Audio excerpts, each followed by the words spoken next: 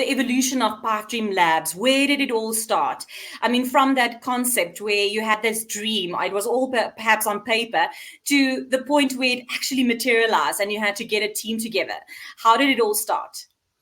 Yeah, so it started. I was a mechanical engineer in college, and I love building stuff. And I was really, out of college, I was building a lot of little things. I had a Kickstarter for a double-headed shower rod. So it was a shower rod that you hook up to your shower head, and it ran the water through the shower rod out to the other. So a bunch of little stuff like that, and just kind of like learning business. And I was like, I really want to do something for the next couple decades of my life, and just do one thing.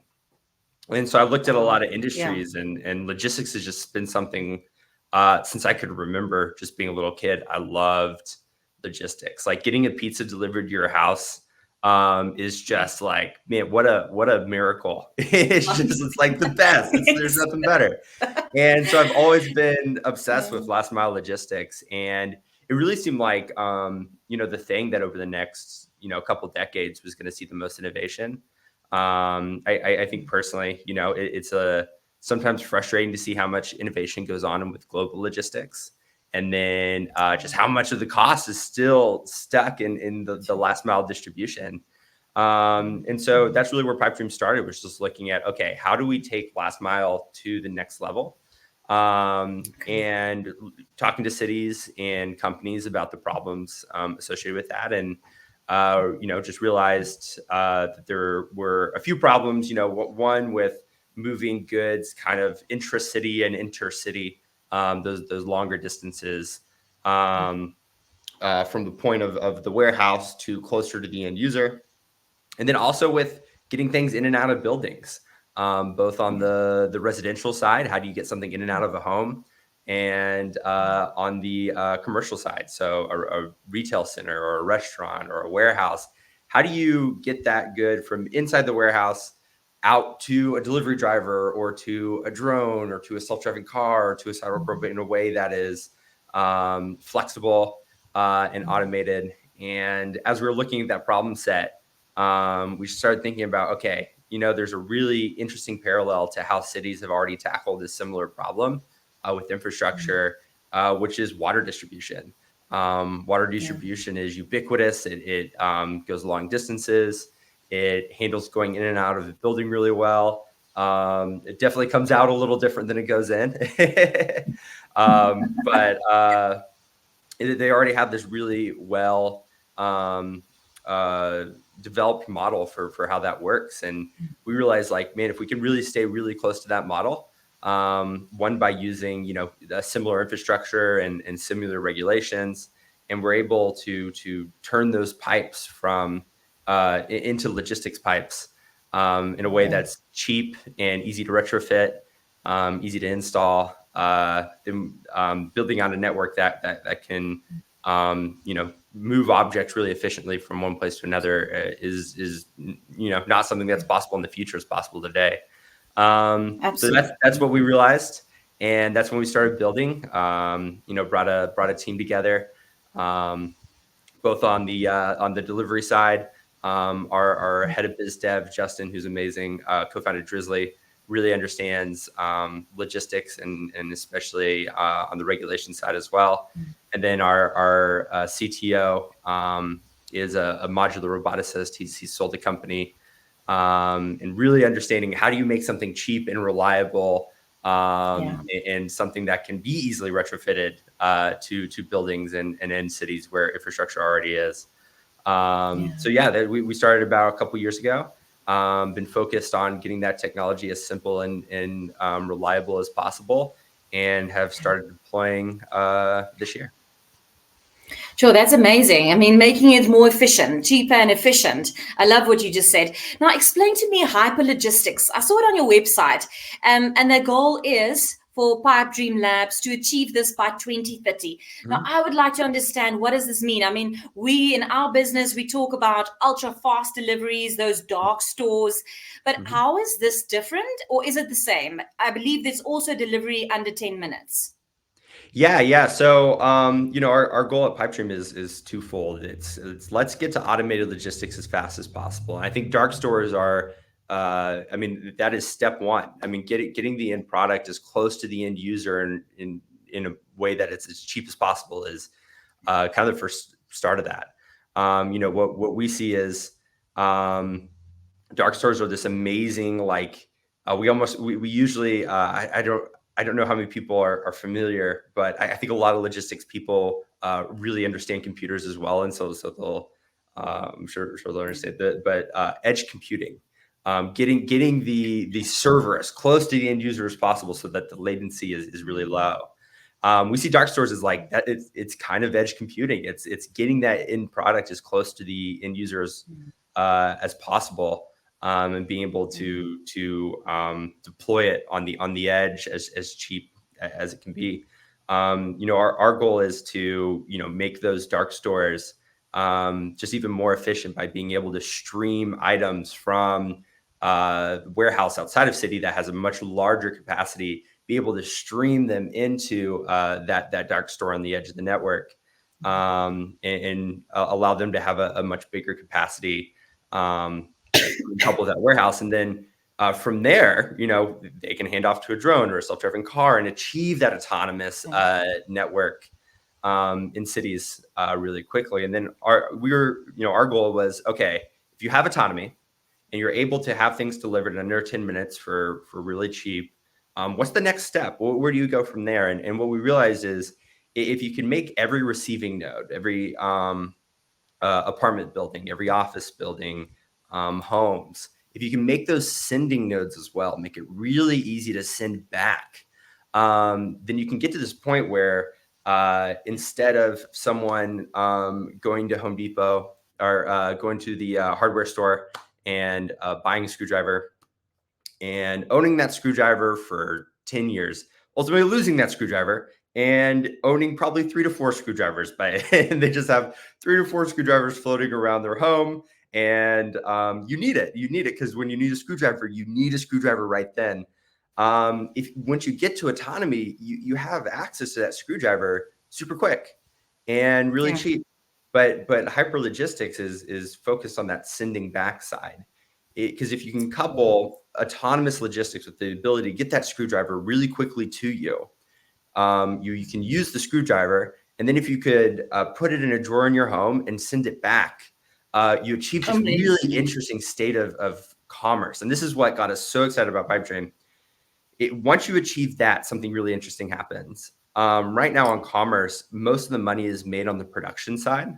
But once you get people the ability to have really fast, back to the computer analogy, once you give people really fast download of that object, be able to use it and then upload it back. Now that screwdriver is going to have this really long lifetime value. It's going to touch a lot of customers. It's the amount of money that screwdriver makes goes from $10 maybe to hundreds of dollars.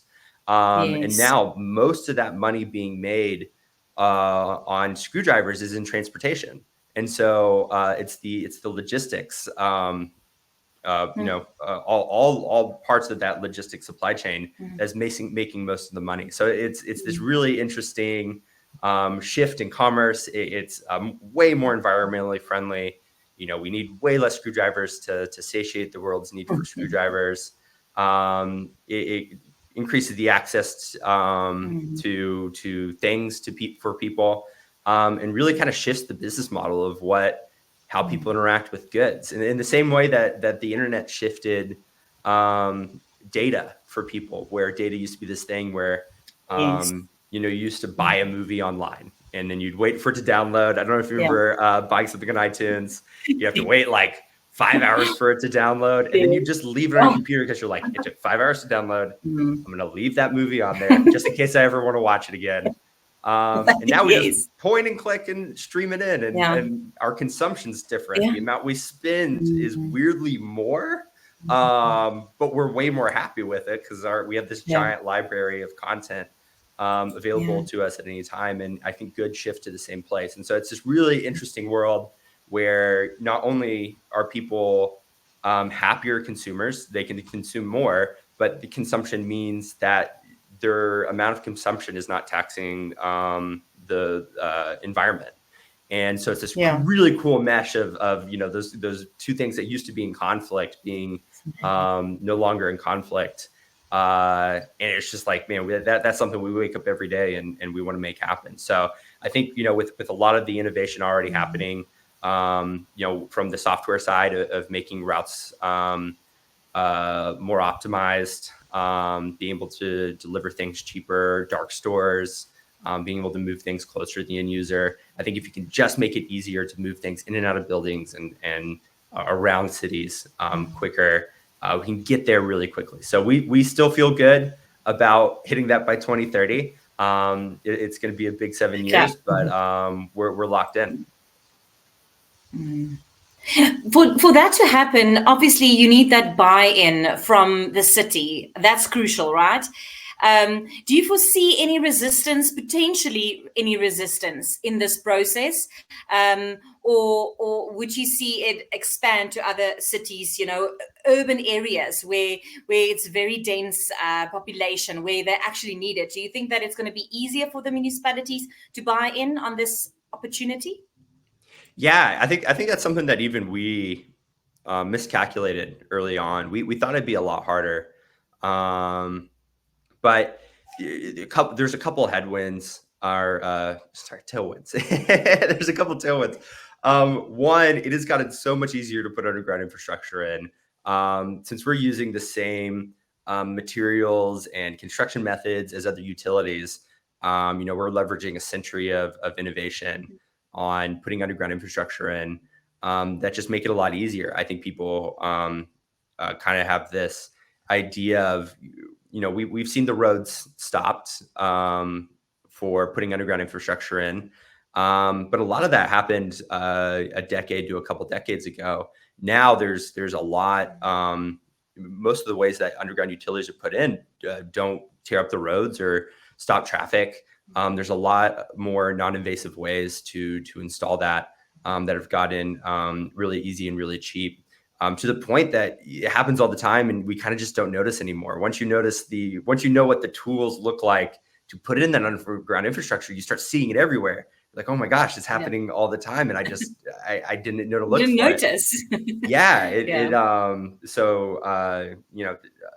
kind of like non-invasive surgery.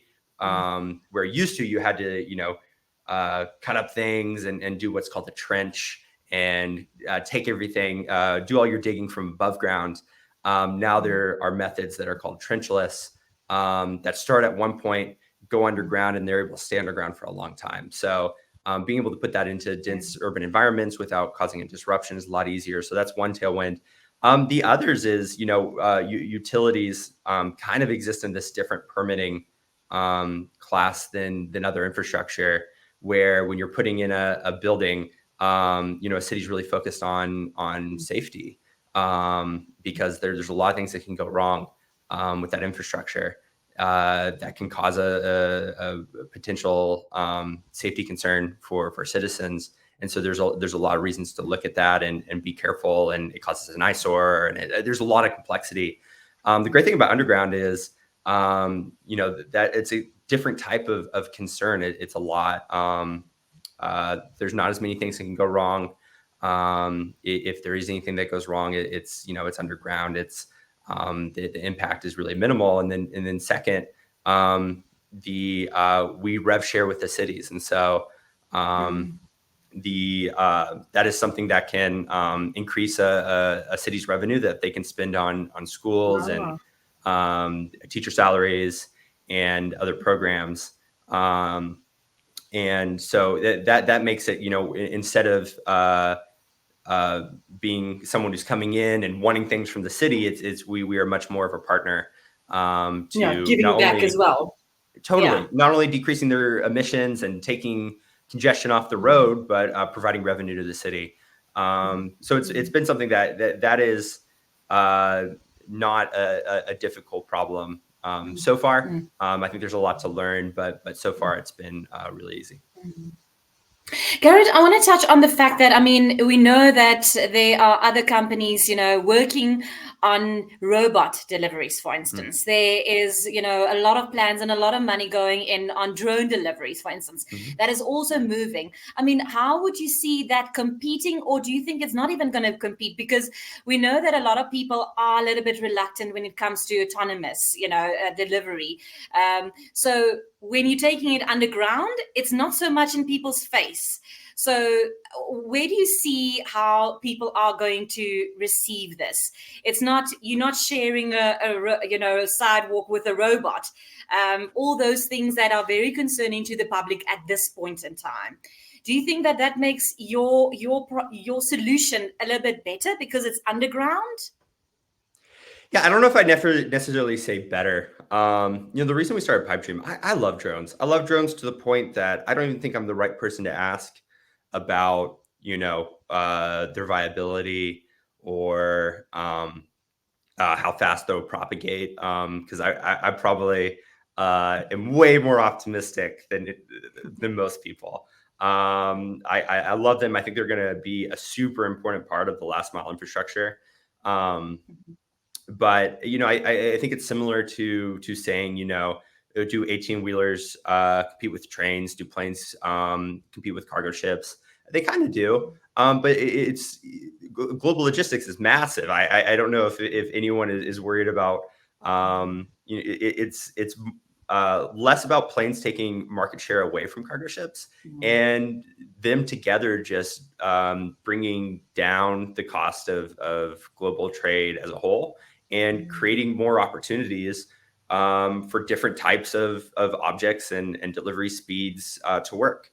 And I think the same thing happens in last mile logistics is, every modality has its place. And the key is not right now. Maybe a decade from now, we're going to talk about competing market share. Right now, it's how many goods are going through autonomous logistics? Very few, maybe less than 1/100%. And it's more about just adding to the available tools to make autonomous logistics scale than it is about the market share. And so I think underground has its place, and it's a big place. And I think drones have a place. It's a big place, and self-driving cars have a part of that, and it's a big part. And so no, we don't really.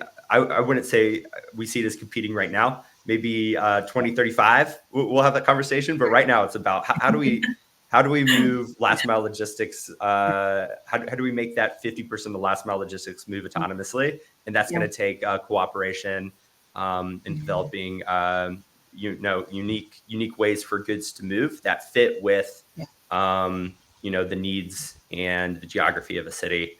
I mean, I'll love drones forever. And they have some amazing capabilities. And for us, we want to make those capabilities even better. The ability to hand off to drones on the roof of warehouses, to be able to accept really quickly and safely from smaller centers like a restaurant, and be able to deliver safely to apartments and office buildings is really what we're focused on when it comes to drones.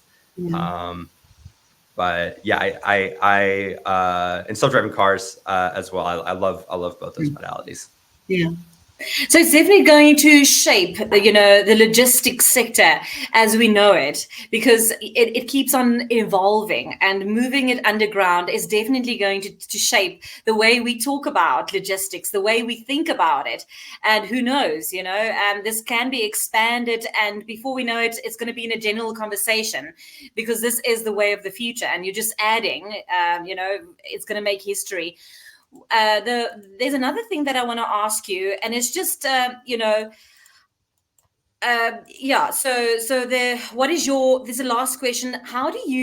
What is your dream, your big dream for Pipedream Labs? If you can paint a picture of where you see yourself and just how technology is evolving, it's shaping logistics. But where do you have a dream if we talk again by 2030? I mean, what are the big things that you want to achieve with Pipedream Labs?